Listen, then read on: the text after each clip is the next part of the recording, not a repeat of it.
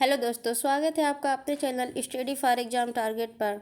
तो जैसा कि आप सबको पता है, हम आधुनिक भारत के इतिहास में भारत में यूरोपीय कंपनियों के आगमन को पिछले वीडियो में देख रहे थे। तो ज़्यादा समय न लेते हुए चलिए चलते हैं अपने टॉपिक की तरफ। इससे पहले अभी तक अगर आपने हमारे चैनल को सब्सक्राइब नहीं किया है तो उसे सब्सक्राइब कर लें, बेल आइकन की घंटी बजा दें ताकि हमारे वीडियो की नोटिफिकेशन आपको लगातार मिलती रहे। तो चलिए चलते हैं अपने टॉपिक की तरफ और देखते हैं आधुनिक भारतीय इतिहास में यूरोपीय कंपनियों का भारत में आगमन।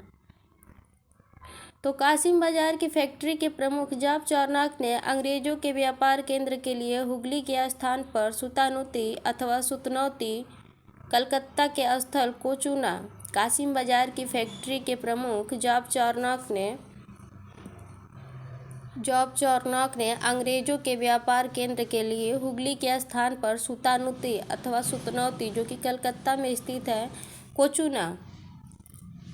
1814 ईस्वी में ब्रिटिश उपनिवेश के तहत कोच्चि शामिल हुआ। 1814 ईस्वी में ब्रिटिश उपनिवेश के तहत कोच्चि शामिल हुआ। 1599 ईस्वी में एक मर्चेंट एडवेंचर्स नामक दल ने इंग्लैंड में अंग्रेजी ईस्ट इंडिया कंपनी अथवा the governor and company of merchant trading into the East Indies की स्थापना की। 1600 ईस्वी में ब्रिटेन की महारानी एलिजाबेथ ने इसे पूर्व के साथ व्यापार के लिए 15 वर्षों का अधिकार पत्र प्रदान किया। उस समय भारत का बादशाह अकबर था। 1599 ईस्वी में एक मर्चेंट एडवेंचर नामक दल ने इंग्लैंड में अंग्रेजी ईस्ट इंडिया कंपनी अथवा the governor and company of merchant trading into the East Indies की स्थापना की, जिसे 1600 ईस्वी में ब्रिटेन की महारानी एलिजाबेथ ने इसे पूर्व के साथ व्यापार के लिए 15 वर्षों का अधिकार पत्र प्रदान किया। उस समय भारत का बादशाह अकबर था। लिवेंट कंपनी को 1593 ईस्वी में स्थल मार्ग से भारत में व्यापार करने का अधिकार पत्र प्राप्त हुआ। लिवेंट कंपनी को 1593 ईस्वी में स्थल मार्ग से भारत में व्यापार करने का अधिकार पत्र प्राप्त हुआ। जहांगीर के शासनकाल में इंग्लिश ईस्ट इंडिया कंपनी ने सर्वप्रथम 1611 ईस्वी में मसूलीपट्टनम अथवा मछलीपट्टनम में एक अस्थायी कारखाना स्थापित किया। जहांगीर के शासनकाल में इंग्लिश ईस्ट इंडिया कंपनी ने सर्वप्रथम 1611 ईस्वी में मछलीपट्टनम में एक अस्थायी कारखाना स्थापित किया था। अंग्रेजों ने प्रथम अस्थायी कारखाना 1613 ईस्वी में सूरत में स्थापित किया था। सूरत में डचों द्वारा 1616 ईस्वी तथा फ्रांसीसियों द्वारा 1668 ईस्वी में फैक्ट्री स्थापित की गई थी। अंग्रेजों ने प्रथम अस्थायी कारखाना 1613 ईस्वी में सूरत में स्थापित किया था। सूरत में डचों द्वारा 1616 ईस्वी में तथा फ्रांसीसियों द्वारा 1668 ईस्वी में फैक्ट्री स्थापित की गई थी। थॉमस वेस्ट नामक अंग्रेज अधिकारी ने पुर्तगालियों को स्वाल्ली के स्थान पर हराया था। थॉमस वेस्ट नामक अंग्रेज अधिकारी ने पुर्तगालियों को स्वाल्ली के स्थान पर हराया था।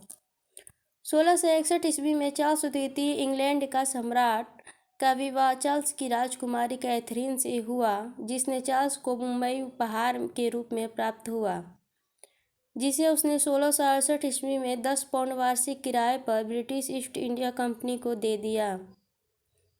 अंग्रेज गवर्नर जॉन चाइल्ड ने 1688 में मुंबई और पश्चिमी समुद्र तट के मुगल बंदरगाहों का घेरा डाला तथा मक्का जाने वाले हज यात्रियों को बंदी बनाने का प्रयास किया, जिसकी वजह से उसे औरंगजेब ने भारत से निष्कासित करने का आदेश दिया था। कर्नाटक का प्रथम युद्ध 1746 से 48 ईस्वी में हुआ था। कर्नाटक का प्रथम युद्ध 1746 से 48 ईस्वी में हुआ था। प्रथम कर्नाटक युद्ध के समय कर्नाटक के नवाब अनवरुद्दीन ने महफूज खां के नेतृत्व में 1000 भारतीय सेना को फ्रांसीसियों पर आक्रमण करने के लिए भेजा था। प्रथम कर्नाटक युद्ध के समय कर्नाटक के नवाब अनवरुद्दीन ने महफूज खां के नेतृत्व में 1000 भारतीय सेना को फ्रांसीसियों पर आक्रमण करने के लिए भेजा था। एला सापल की संधि 1784 ईस्वी में ऑस्ट्रिया के उत्तराधिकार का युद्ध समाप्त हुआ। एला सापल की संधि 1784 ईस्वी में ऑस्ट्रिया के उत्तराधिकार का युद्ध समाप्त हुआ तथा अंग्रेजों को पुनः मद्रास प्राप्त हुआ। एला सापल की संधि 1784 ईस्वी में ऑस्ट्रिया के उत्तराधिकार युद्ध के साथ समाप्त हुआ तथा मद्रास अंग्रेजों को पुनः प्राप्त हुआ। डुप्ले ने पहली बार यूरोपीय सेना को भारतीय राजदरबारों में भारतीय व्यय पर नियुक्त करवाया तथा यूरोपीय हित के लिए भारतीय राजनीति में हस्तक्षेप कर भारत में यूरोपीय संघ राज्य की नींव रखी।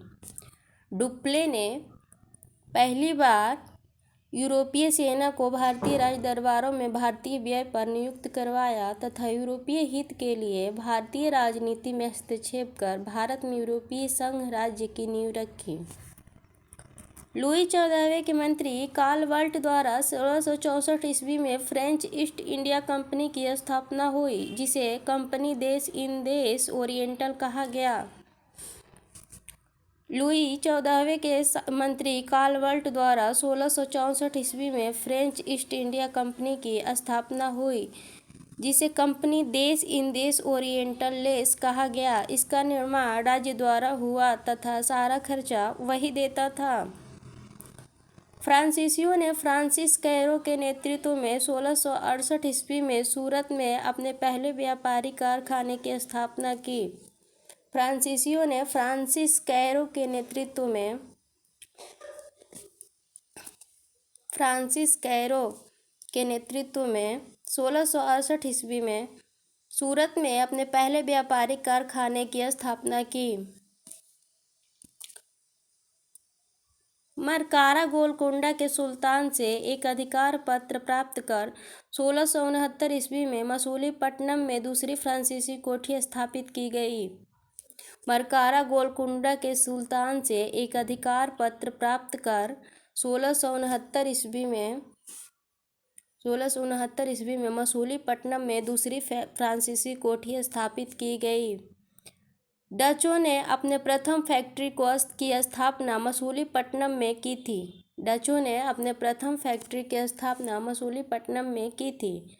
डचों की बंगाल में पहली कंपनी पिपली में 1627 ईस्वी में स्थापित हुई। डचों का बंगाल में सही ढंग से व्यापार की शुरुआत 1653 ईस्वी में जब उन्होंने चिनसूरा में अपनी कंपनी स्थापित की हुआ। डचों का बंगाल में सही ढंग से व्यापार की शुरुआत 1653 ईस्वी में जब उन्होंने चिनसूरा में अपनी कंपनी स्थापित की हुआ। चिनसूरा के डच किले को गुस्ताउस फोर्ट के नाम से जानते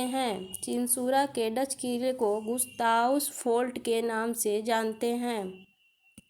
यूरोपवासियों को सर्वोत्तम सोरा और अफीम बिहार से प्राप्त होता था। अंग्रेजी शासनकाल में बिहार अफीम उत्पादन हेतु प्रसिद्ध था।